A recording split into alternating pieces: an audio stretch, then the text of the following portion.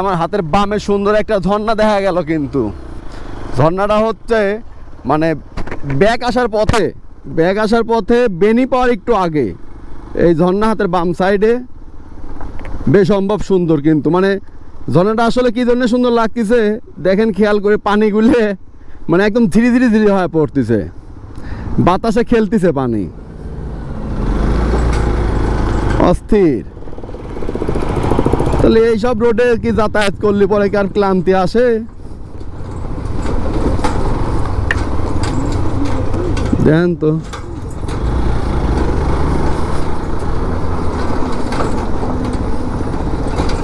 नहीं जाएंगे।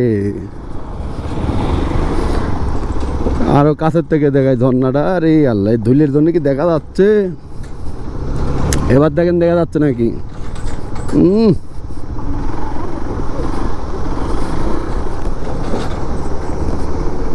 এই ঝর্ণা দেখতে যাই,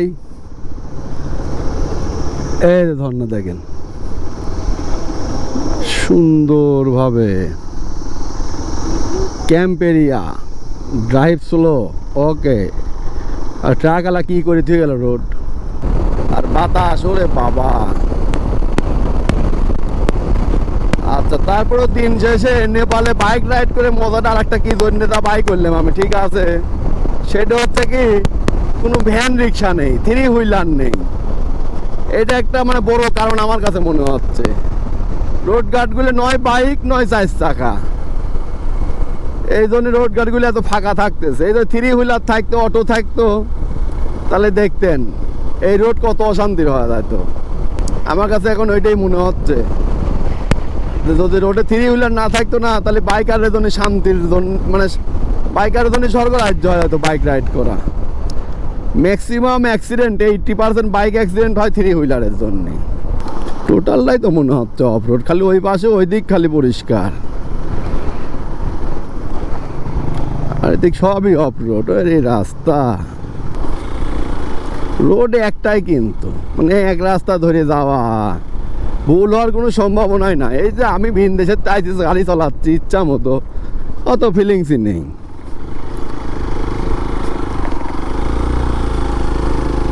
টুকটুক টুকটুক করে যাচ্ছে একই রাস্তা ধরে, নিজের বাড়ি মনে করে চলাচ্ছি। ও কি ব্যাপার, নদী রিটার্ন চলে আসছে। ও হেনতেন আবার দেখতেছি চলে গেছে। ওই যে নদী এই জায়গা, তার একটা নদী আছে, যাতে দুটো নদী এই জায়গায় কিন্তু যোগ হয়ে গেছে, অ্যাড হয় আবার ওখানে। তাহলে পানির গতি আরো বাড়ি গেছে না?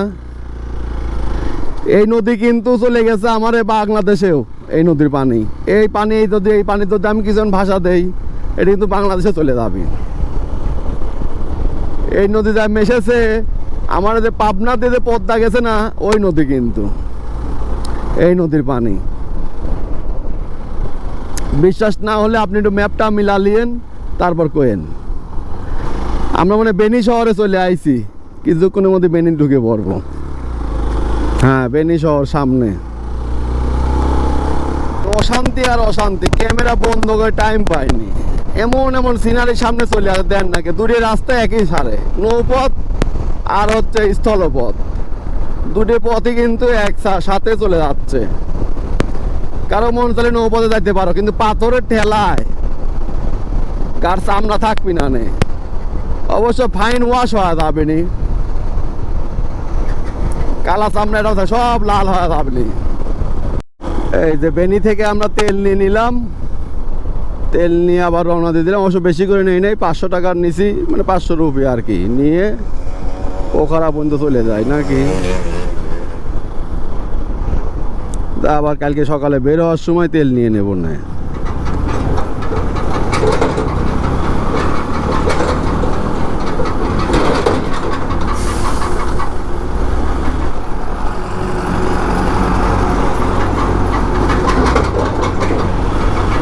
গেলাম না, আমার এলাকায় আমরা সাবধানেই চলাই। এই ভাঙচুর রোডে R15 কি টানা টানতেছে, মানে নেপালে মনে হচ্ছে এইটাই বেড়ে গেছে ভালো রাস্তা। ওরে বাবা, কিছুই মানতেছে না।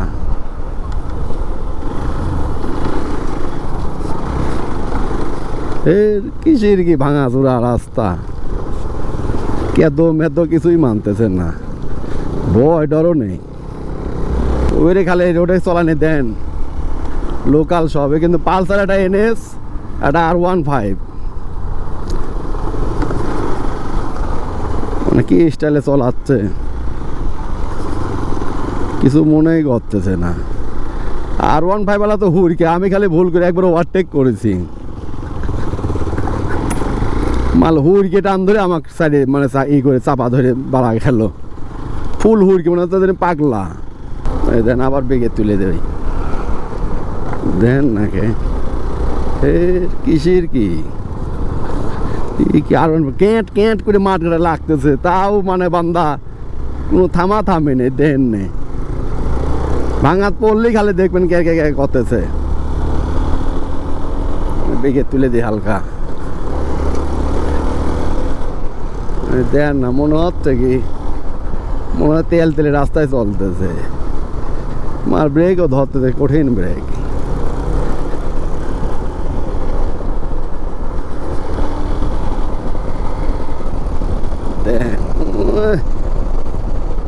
রে বাবা আগুন আগুন, এই রোড কিছু মনেই করতেছে না, এতে সূর্যের রোড, এটা কি ব্রেক ধরে জুমবিনি, সে ভয় ভীতিই নেই। ভাবে ওভারটেক করছি বুঝলেন, দেন মাল কি বিকের খাটা বাড়াবেনি খালি। ওরে বাবা পালসার NS যাবার টান ধরেছে, কিছু কিছু গ্যাপ আছে এই গাড়ি কিছু মনেই করে না, কি হলে R15 মেলা পিছনে পড়ে গেল। আল্লাহ, এইসব কিছু মনেই করে না এই গাড়ি।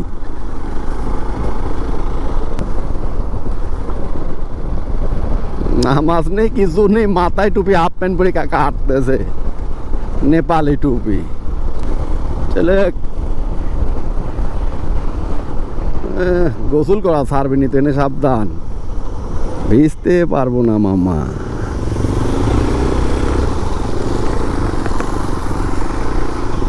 আর এই তো আবার মাঠ ঘাটে কোন দিক দিয়ে বাড়াবি পাগলা?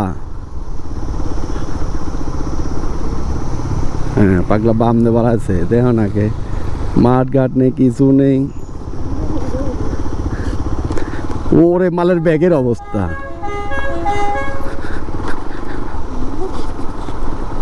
কত আপলোডের ভিডিও আর কত করবে, গাড় আসিস নি।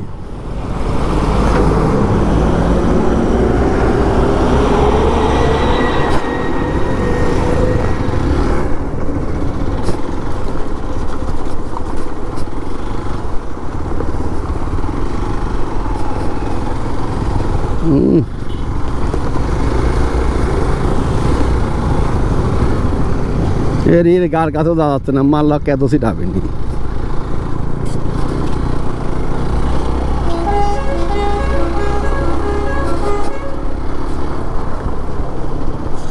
এই রে শব্দের বাচ্চার নাকি মালের মাঠ ঘাট খেঁচা খাচ্ছে।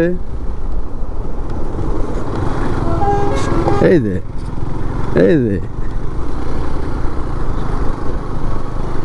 কিছুটা পথ আমাদের আগায় গেছে অলরেডি। আমরা ওই যে যেখান থেকে ডাইনে চলে যায় পোকা, বামে পোকা মানে ডাইনে চলে যাবে হচ্ছে মুক্তিনাথ 3 মাথা মোড়, সে জায়গার নামটা আমার মনে নাই। আমার আবার জায়গার নামটা খুব কম মনে থাকে, একটা জায়গায় কয়েকবার গেলে পরে তাহলে মনে থাকে। সেই জায়গা চলে আইছি, পরে আমি স্ক্রিনে বলে দেবো না। 4:30 মতো বাজে।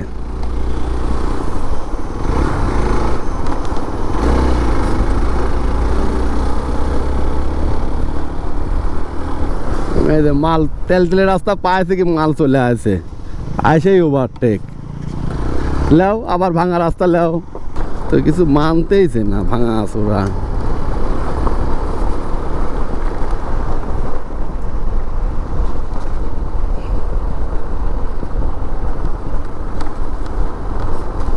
আমি তো অনেকটা প্রশংসা করে দিছি যে সেই গাড়ি চলাইছে, তুমি R15 এই রোডে, ওই তো বিগের দেহ খালি।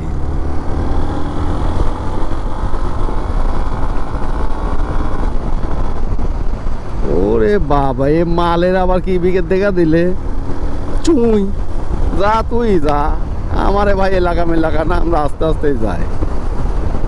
ওই দেখ তো R15 পাগলের মতো টানতেছে। দেন কোনে চলে গেছে মাল, সে কর্নারিং গুলে নাকি দেখেন নাকি। আচ্ছা যাই হোক, এখন বাজে হতে 4:49। আমরা এখন বাংলোর থেকে রওনা দিচ্ছি। দেখা যাক কতক্ষণ লাগে। পোকার 68 কিলোমিটার দেখাচ্ছে। এখানে হালকা একটা চায়ের বিরতি দিছিলাম, চা খেলাম, চাটা সুন্দর ছিল, 40 রুপি দাম নিল। দেন মালটা কি করে, দুটিয়ে ছাগলে একবার এলেছে।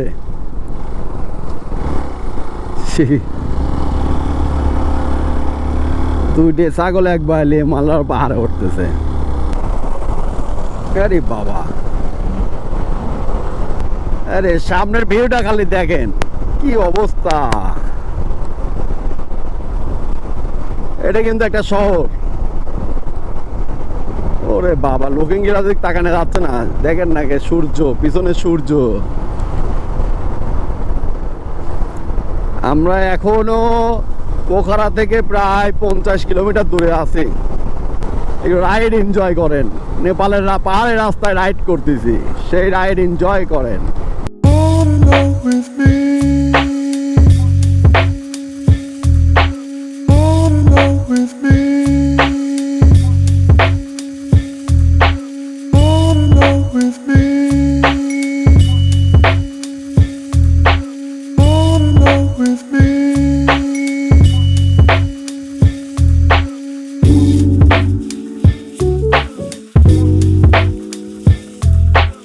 দুই ফরেনার মাল সেই রাইড করতেছে, ওইরে পাল্লা দিয়ে চলতেছে। একবার ওভারটেক করি, আবার সারি, আবার ওর সাথে পাতেছি না, তখন ওরা একটু সোজা রাস্তা পাচ্ছে। কর্নারিং এ ওরা একটু দুর্বল হয়ে যায়। কর্নারিং এ মাল একবারে ব্রেক করে ফেলা দেয়, কিন্তু মালতে সোজা হতে টাইনে বাড়া চলে যাচ্ছে। অবশেষে আমরা মুস্তাংয়ের মিশন কমপ্লিট করে পোখারাতে পৌঁছাই গেলাম সন্ধ্যা 6:30টার দিকে। ইনশাল্লাহ সবকিছু ঠিক থাকলে পরে আগামীকালকে আমরা আবার মানাং এর উদ্দেশ্যে রওনা দেব। মানাং হবে হচ্ছে আমাদের সিরিজ 2।